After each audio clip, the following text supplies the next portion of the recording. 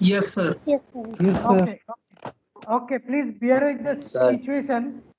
Internet is very slow here now, and my LAN is not working. So I am taking the help of Wi-Fi.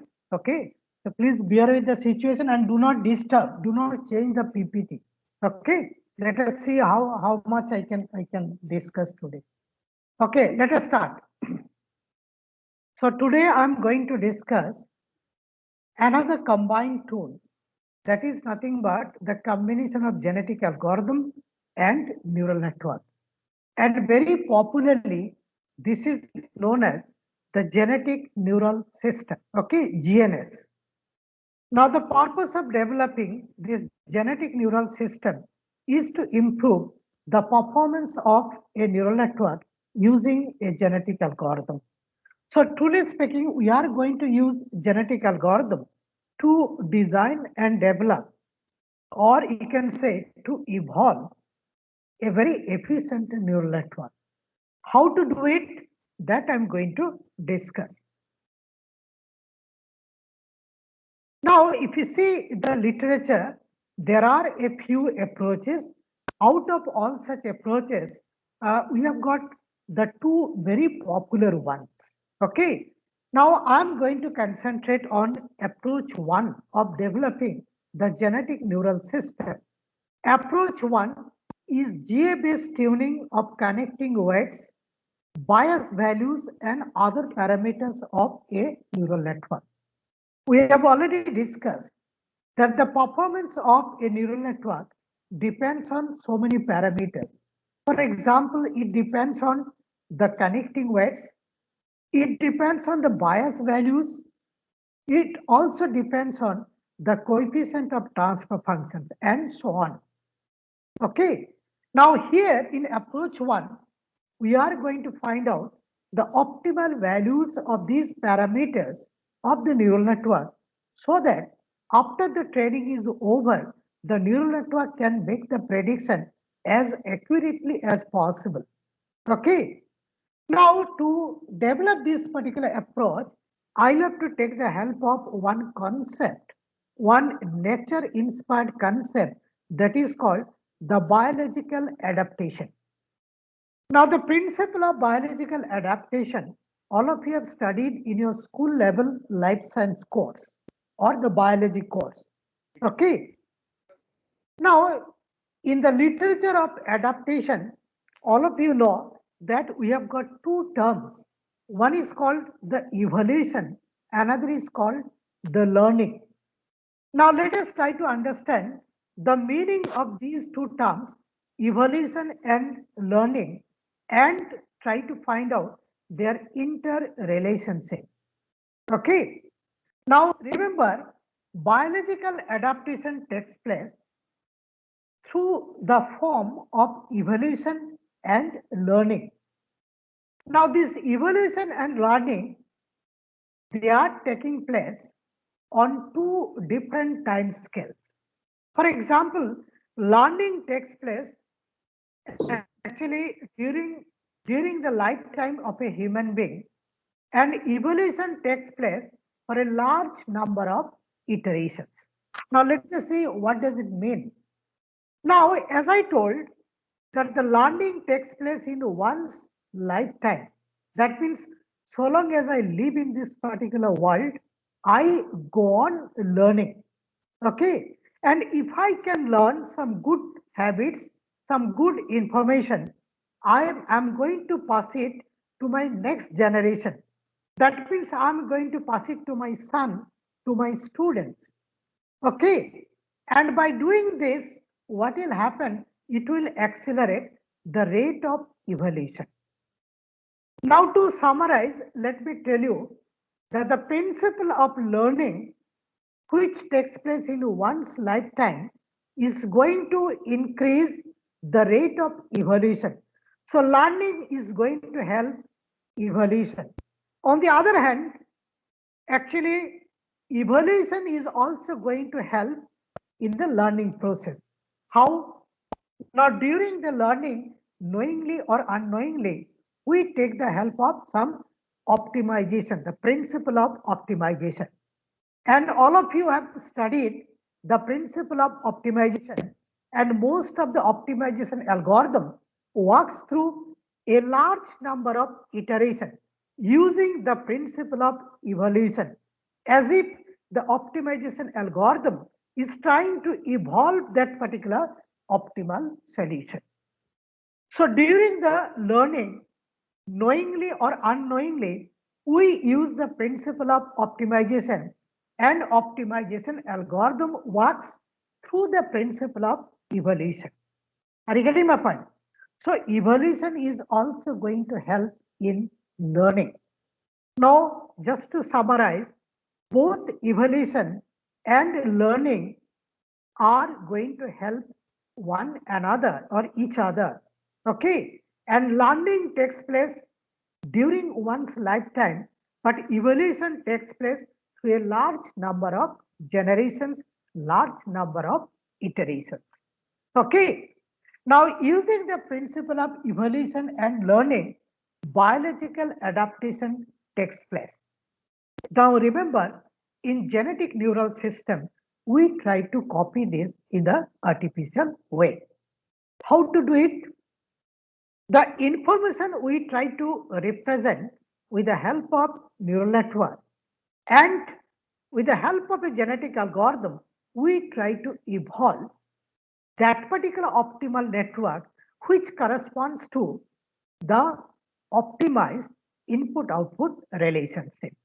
So I hope you have understood the purpose of genetic neural system is to evolve a neural network with the help of a genetic algorithm so that the evolved network can make the prediction as accurately as possible.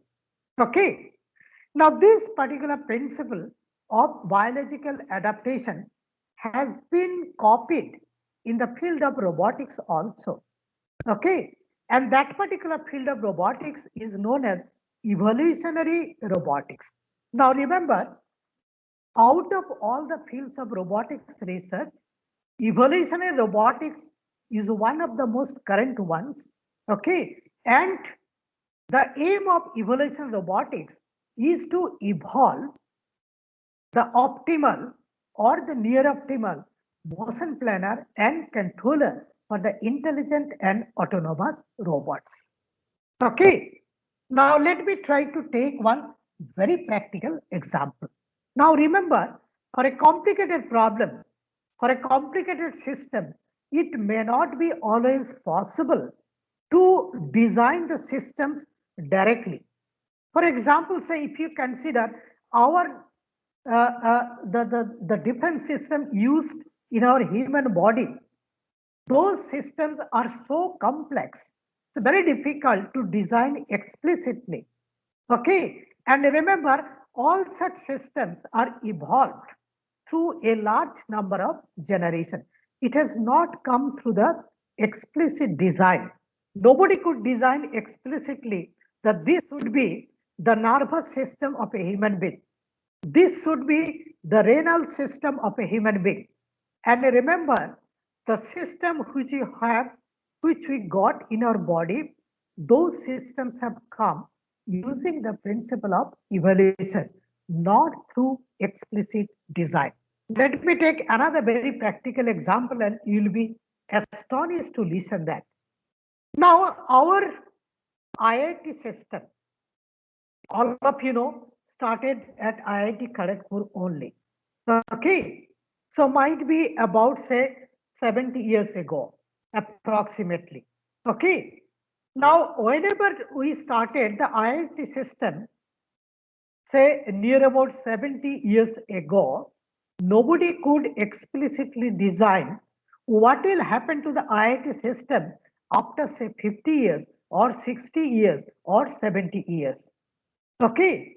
And today's IIT system has come not through explicit design. Okay. It has come through the principle of evolution.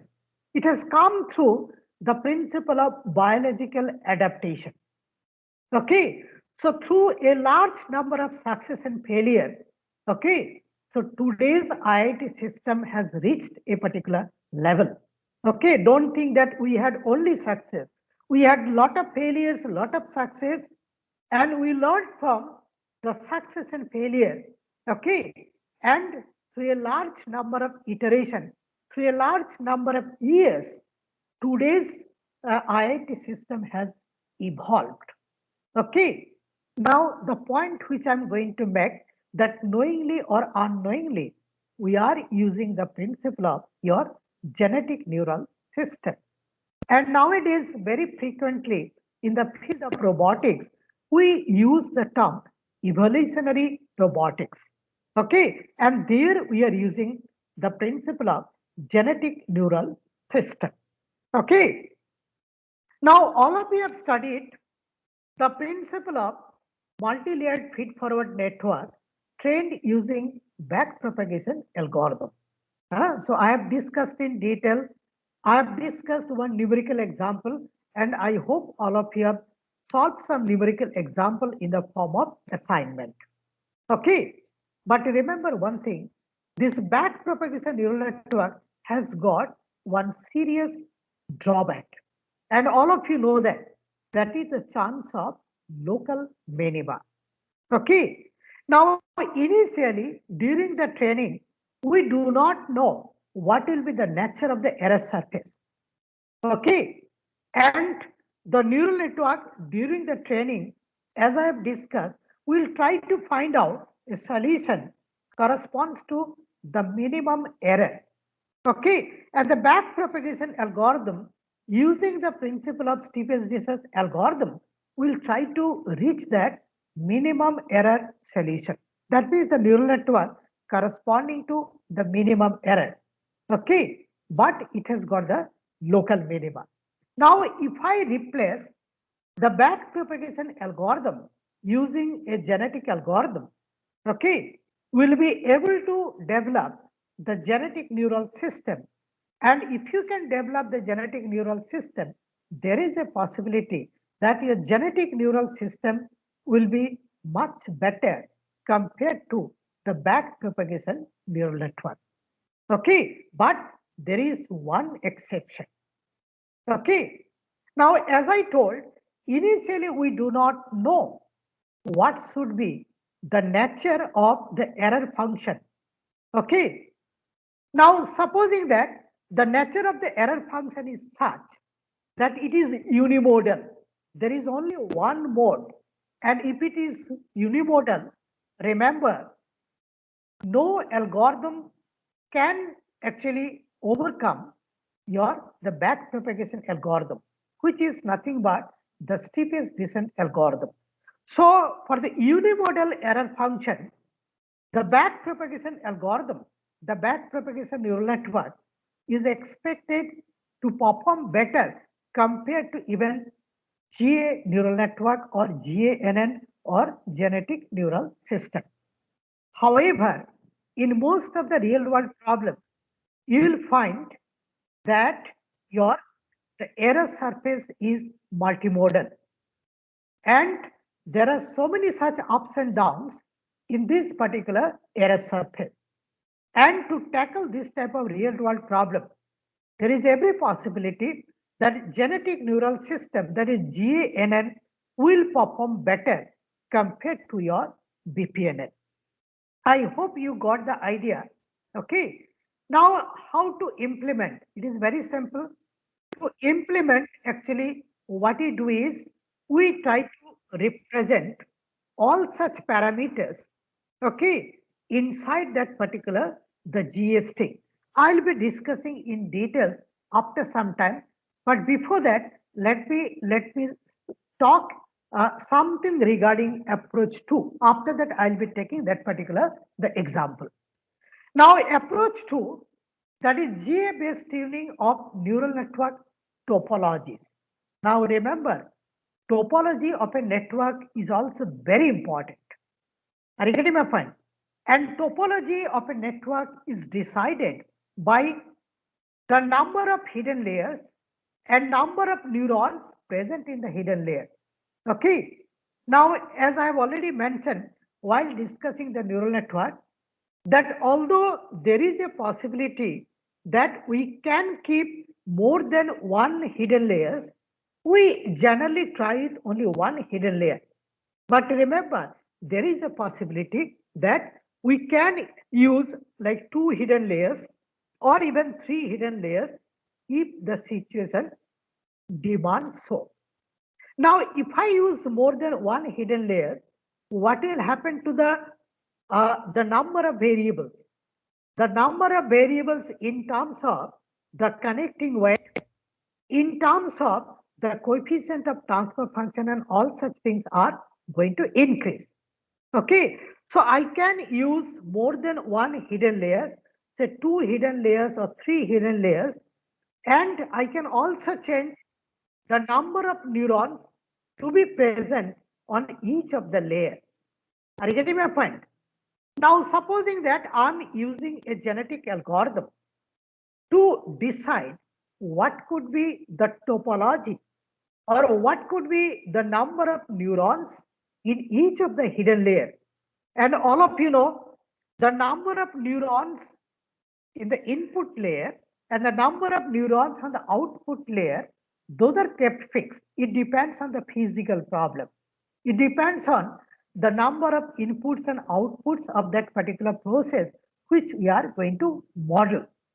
Okay, now if I want to use a genetic algorithm to represent the neural network having variable hidden layers and variable number of neurons present in the hidden layer, what will happen? In GA string 1, I'll have some fixed number of bits, say it is binary coded GA. That will represent the topology and other parameters of the neural network. And the second GA string will represent another neural network, another topology of the network having a different number of hidden layers and different number of neurons present in the hidden layer. And consequently, the number of variables is also going to vary. So the number of bits to be there in the second layer and number of bits to be there on the first GA string, second GA string, number of bits to be there on the third GA string in the population of GA is going to vary. Let me take a very simple example. In the population of a GA, say there are the first GA string, the string length is say 100. Second GA string, the string length is 150. Third GA string, the string length is say 200 and so on. So the number of bits to be present in the GA string is going to vary. That means your string length in the GA is going to vary. So if the number of bits present in the GA string is going to vary, what will happen? We are going to face a lot of problem whenever we carry out the GA operations like crossover, mutation and all such things. Supposing that for the crossover, after the reproduction scheme is over, so I have selected two GA string as the mating pair, okay, but the first GA string of the mating pair might have 100 bits and the second GA string of the parent would have say 120 bits. How to carry out the crossover operator or how to carry out the mutation operator, particularly we are going to face a lot of problem in the crossover operator because the number of bits of the different GA string is not kept the same. So we'll have to use a special type of GA and that is called the variable string length GA to solve this type of problem. And that particular GA is known as the Messy GA, MESSY, Messy GA, which I have not discussed, but we have also developed some Messy GAs to solve some real world problem. Okay, so we have also got some experience in developing the Messy genetic algorithm. Okay, and we have published a few papers also, okay, where the string length of the GA is considered as the variable. So I hope you got the idea, the problem which we are going to face in approach 2, but we could successfully implement both approach 1 as well as approach 2. Now, how to implement that? You can see that. So, I'm just going to take the example of a multi-layered feed-forward network, and all of you know. So, I'm not going to spend much time on this particular network. This is the input layer, hidden layer, and output layer. For simplicity, I have considered only one hidden layer. The inputs, okay, this is the hidden layer, this is the output layer. In the input layer, I'm considering linear transfer function, hidden layer, log sigmoid transfer function, output layer, tan sigmoid transfer function. Okay. Now, the moment you have got one network, one neural network represented by a GS string, now what you can do, corresponding to that particular GS string, I can pass all the training scenarios, that is the known input output relationship, one after another. Supposing that I have passed the first training scenario. If I pass the first training scenario, now network, the neural network is encoded in the first GST of the population. So you concentrate on the first GST. Okay. Corresponding to that, my network is ready and I'm passing all the training scenarios one after another. The moment I pass the first training scenario, the error in prediction of kth output neuron is denoted by Ek, and that is nothing but half into TOK minus OOK square. TOK is what? The output of the kth neuron, that is the target output, and OOK is nothing but the calculated output of the kth output neuron.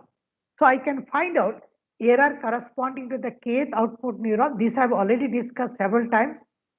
And the moment we pass capital L, all capital, sorry, the moment we consider all the output neurons, I can find out the total error. The total error E is nothing but summation k equals to 1 to p half TOK minus OOK square. So I can find out the total error corresponding to the first training scenario. Okay, and this is the way actually we can encode the parameters of the neural network inside the GST. For example, I can assign a few bits to represent the connecting weight, that is V11, that is the connecting weight between the first neuron of input layer and the first neuron of the hidden layer. Similarly, we can represent VMN, that is the connecting weight between the mth neuron of the input layer and nth neuron of the hidden layer. Then W11, connecting weight between the first neuron of hidden layer and the first neuron of output layer. Then comes your WNP, then coefficient of transfer function A1, A2. And for the time being, so I am keeping the topology is fixed, because if I change the topology, I'll be getting the variable string length GA. That can also be tackled, and we have done it. It is not a big problem, but for the time being, I'm considering the topology has been kept fixed. Okay, so if the topology is kept fixed, so these are the variables which are to be encoded into the GST during the optimization or during the training. Okay, so I hope I'm clear to all of you. Okay, and once you have encoded and once you have passed the capital L training scenario, like 1000 training scenario, I can find out the fitness of the GST, that is the first GST, that is nothing but F equals to 1 divided by capital L multiplied by 1 divided by capital P, summation L equals to 1 to capital L, that is the total number of training scenarios, summation K equals to 1 to P, that is the total number of output neurons, okay, half TOKL minus OKL square. Okay, so this is nothing but the average error, okay, and that will be the fitness of the GA string. So in the population of GA, say there are 100 GA string corresponding to the first GA string, my neural network is ready and I am passing all the training scenarios one after another, and supposing that I've passed all capital L training scenarios, so I can find out the fitness corresponding to the first GA string. And once you have got the fitness of the first GN string, next we concentrate on the second GA string. Repeat the process. So I'll be getting the fitness of the second GA string. Similarly, you go to the third, fourth, up to the nth one, capital nth one. So for the whole population, I'll be getting the fitness information. And all of you know, once you've got the fitness information for the whole population, now we take the help of GA operators like reproduction, crossover, and mutation. And through this particular GA operation, the GA will try to evolve that particular network, which will be able to make the prediction as accurately as possible. So the GA will be able to evolve that particular the network. This is actually the flow chart which I prepared just to tell you till now whatever I have discussed. Okay, so let me concentrate on this. All of you will understand very easily. So GA starts. So I'm just going to start with the running of the GA. Okay, initial population, we create the initial population of GA string and we put generation equals to 0. Okay, here there is a check just like the ordinary genetic algorithm whether the current generation is greater than the maximum number of generation. If it is no, then we concentrate on the first GA string. Okay. Now corresponding to the first GA string, so what happens actually, my network is ready.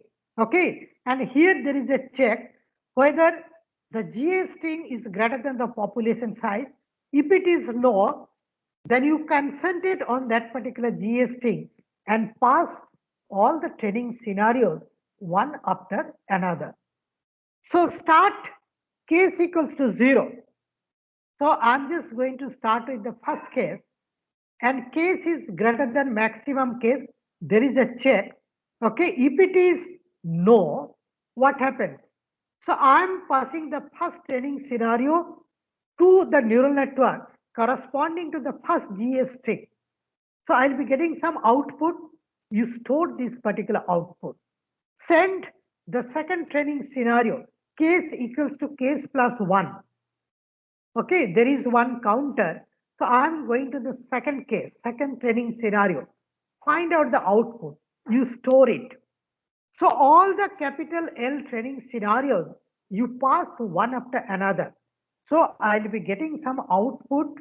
I'll be getting some error in prediction for capital L training scenarios. You sum them up.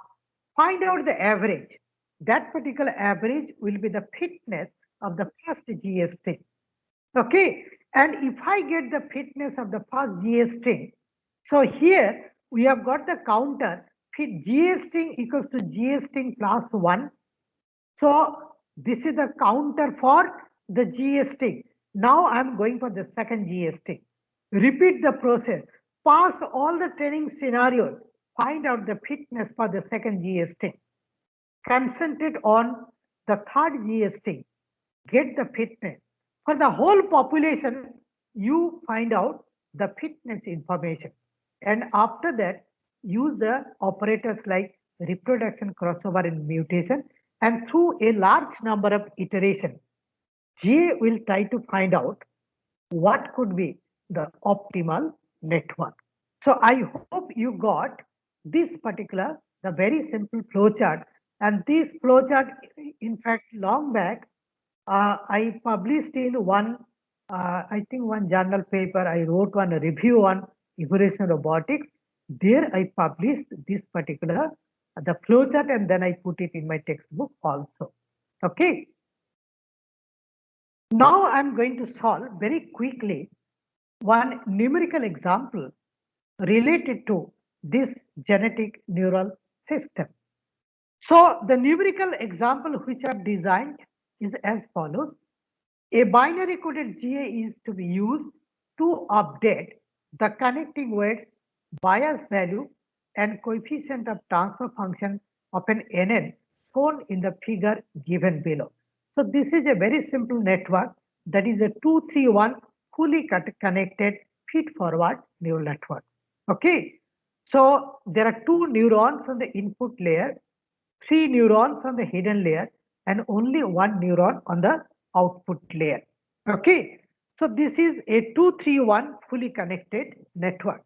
Now let us see how to carry out this analysis so that I can find out the output of the network, and I can also determine the error in prediction of this particular the network.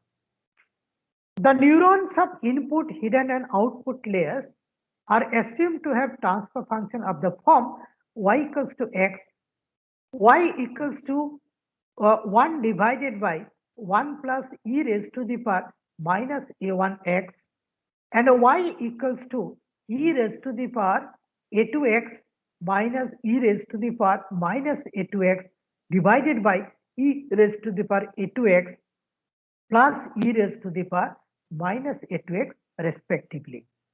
Okay, the weights, that is V and W, will vary in the range of 0 to 1. The bias value B will vary in the range of 0.001 to 0.01.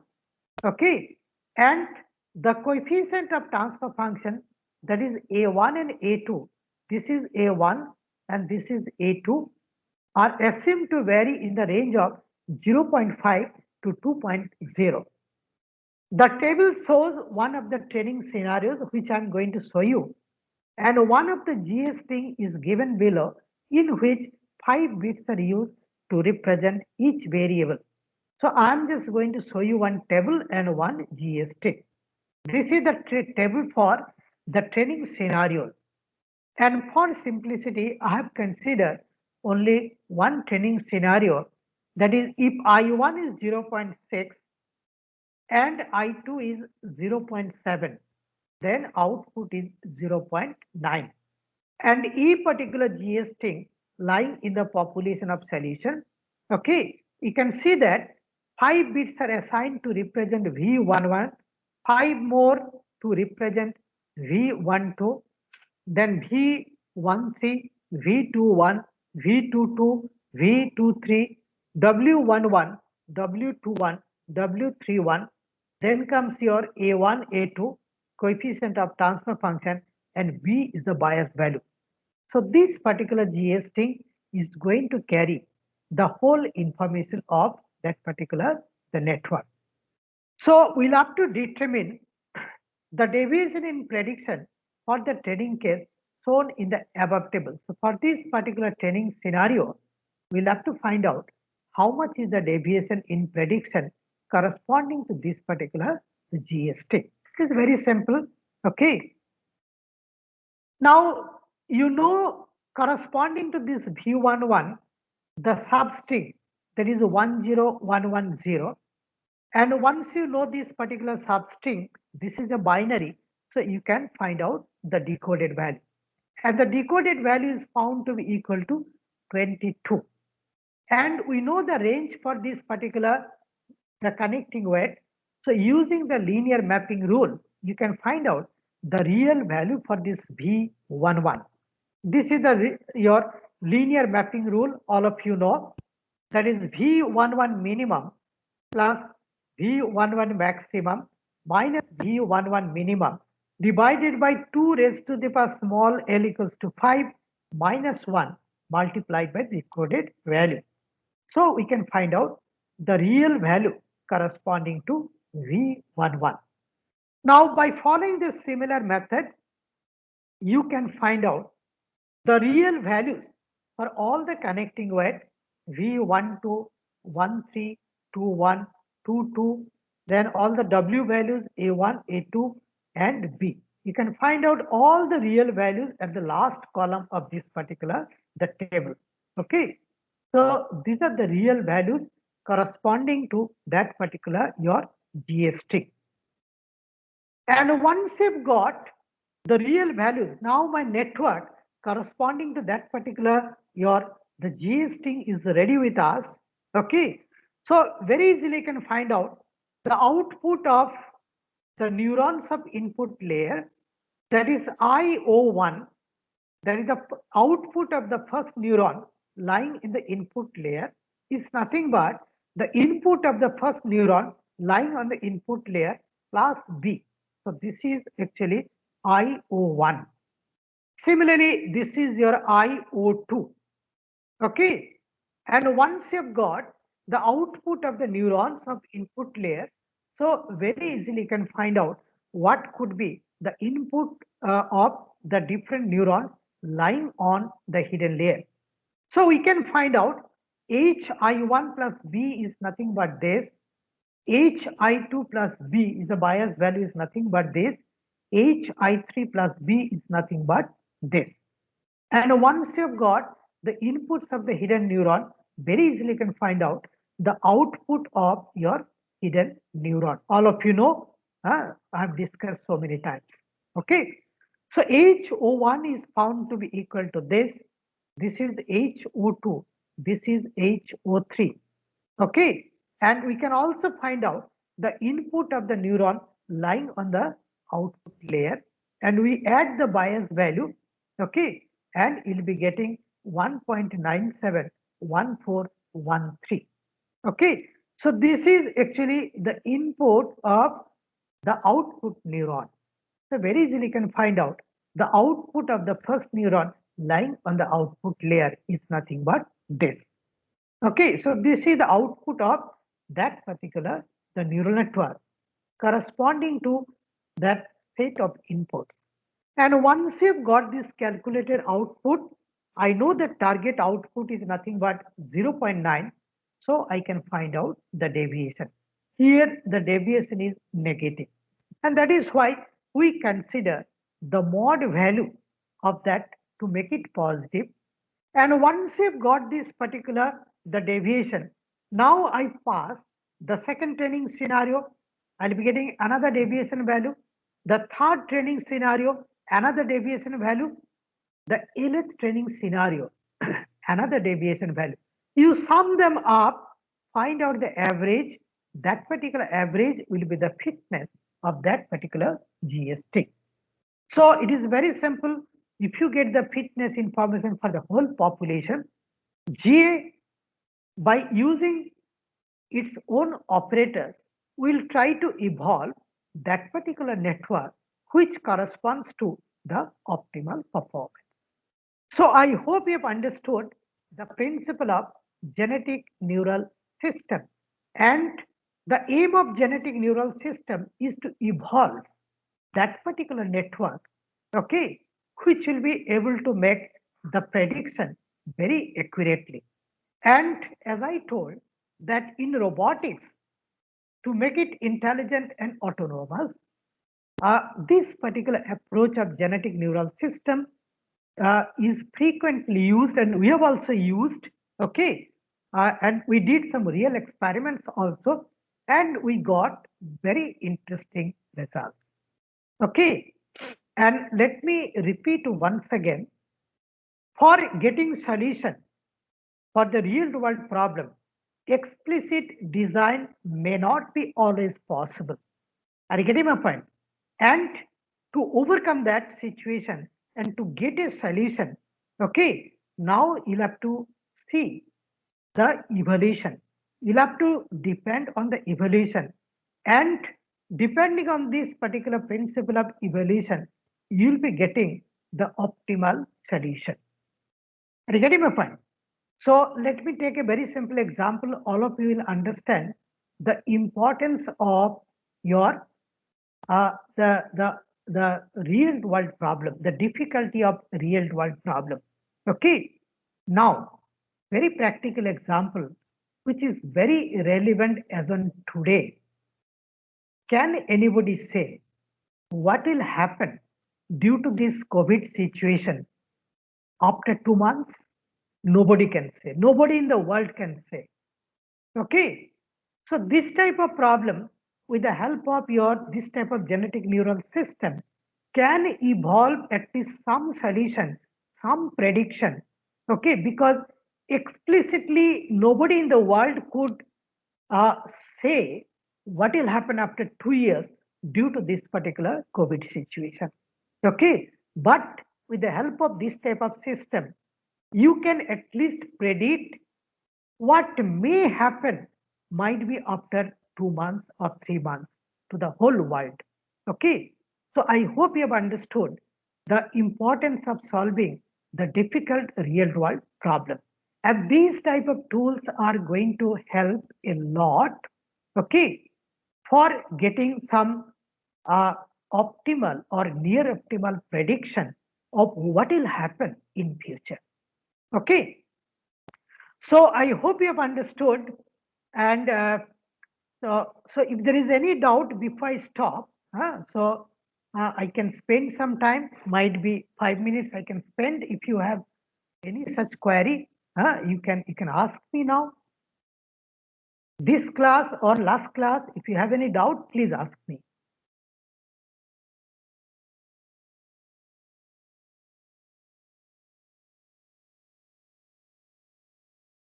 I think, can you hear me?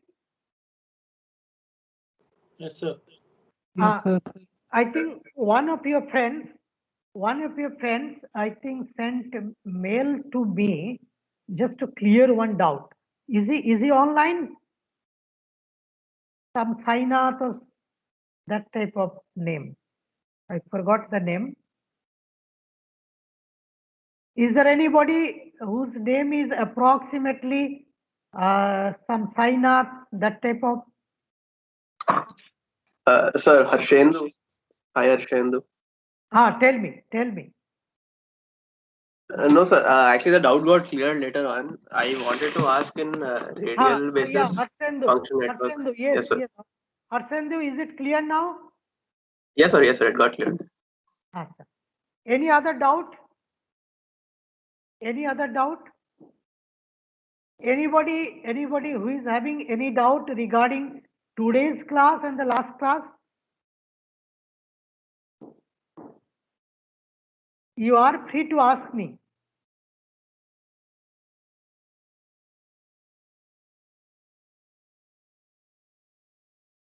So if there is no doubt, then let me stop here today, and we are going to meet on coming Wednesday. Coming Wednesday at 12. Acha, have you submitted your assignment? All of you have submitted assignment, I hope. Yes, sir. I hope all of you have submitted your assignment. Yes, Okay, very good, very good. So, in fact, there will be a test once again. That will be the last test, the third test. Okay, I'll announce the date in the next class. Okay, and actually there are only two things remaining after I can finish my syllabus.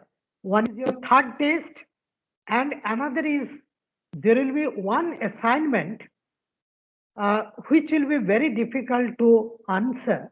Okay, and there I'm just going to use my knowledge of soft computing of clustering. Okay, for this assignment, if I get similar type of answer, I'll cluster them in one cluster. Okay, and if I get different types of answers, like some sort of outlier sort of thing, their outliers will be getting more weightage. Okay, and the members lying in the clusters will be getting less marks. Okay, so that type of assignment I'm going to design. Okay, so to answer that particular assignment, you'll have to think a lot. Okay, and you may not get the ready-made answer also.